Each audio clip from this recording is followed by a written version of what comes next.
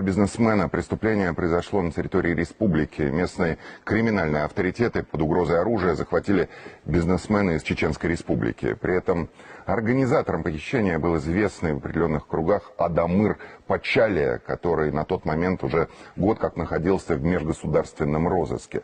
Как сложилась судьба похищенного предпринимателя и что уже сделано в ходе расследования, расскажет Алевтина Марченко.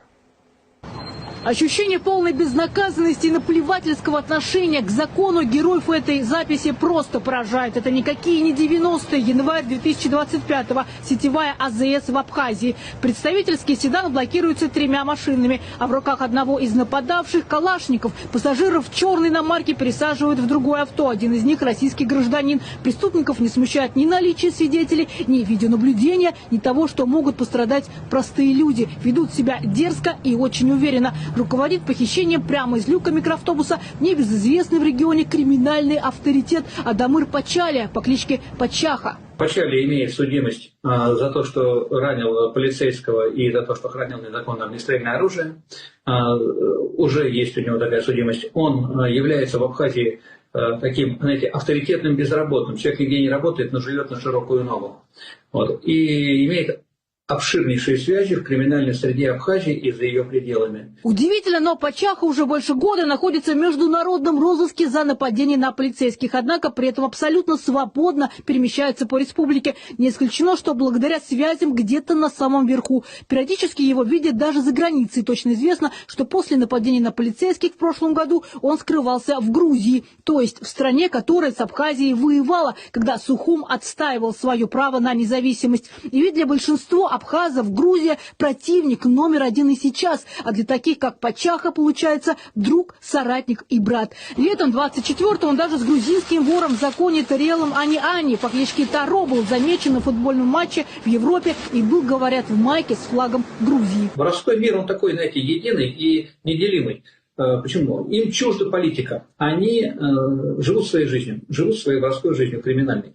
И поэтому выходцы из Абхазии, выходцы из Грузии, выходцы из Азербайджана, из Армении, понимаете, они никаких политических разногласий между собой не имеют. У них цель одна – это пополнять общак и зарабатывать, как они говорят, бабло. Вот. Больше им ничего в этой жизни не интересно. Жители республики рассказывают, что Пачалия давно употребляет синтетические наркотики, занимается вымогательствами и, что называется, крышует местных бизнесменов, которые манят криптовалюту. Разумеется, делается это полулегально, поэтому и пожаловаться большинству из них некому. А вот платить такому вот дельцу приходится. Вероятно, у крыши тоже есть своя крыша.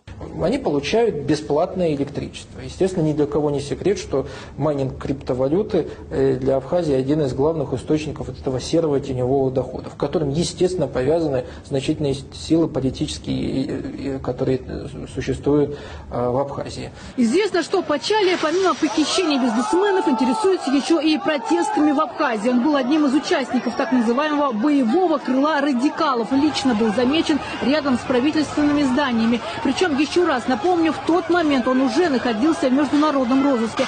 То есть человек, который дружит с ворами в законе, решил еще и политикой заняться. Вероятно, знает, за что борется.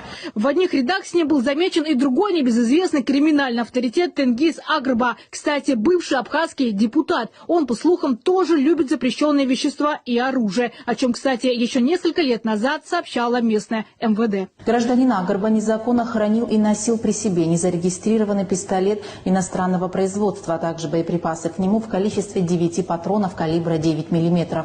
Согласно экспертной справке, изъятое оружие технически исправное, к производству выстрелов пригодно, а патроны являются боевыми. Еще один близкий родственник Пачахи отличился во время протестов в криминальном мире непризнанной республики, и он считается не последним человеком. Омар Смыр тоже отличается буйным нравом. Смыр пытался что-то решить по-братски с прокурором Гагарского района Абхазии, но решать, конечно, никто ничего не собирался. В итоге между мужчинами началась драка. За поясом у Омара отчетливо видна рукоятка пистолета, но прокурор оказался проворнее.